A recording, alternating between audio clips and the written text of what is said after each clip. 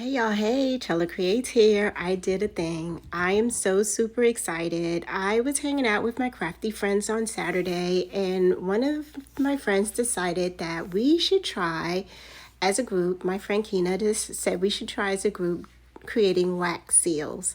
And so I went online to do some research. I started following a lady by the name of Be Good Lettering. That's BGOOD_lettering. Please follow her. She does great wax seals and she uses them in so many different creative ways. So I decided, you know what? I want to try some wax seals. So doing my research, I really wanted to just get a kit that came with all the things, and that's what this kit came with.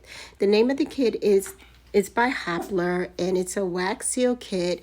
It comes with glitter, it comes with the wax, and for this technique, you're going to use a heat gun. So it comes with wax sticks, and I'm this many days old when I knew that wax sticks come in a stick. Like, who knew this? Like, how did this happen?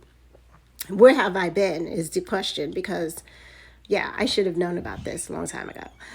It is amazing. I love the color of the sticks that came with this kit. It also came with the gold and metallic gold and silver pens to add little details to your image once you stamp it.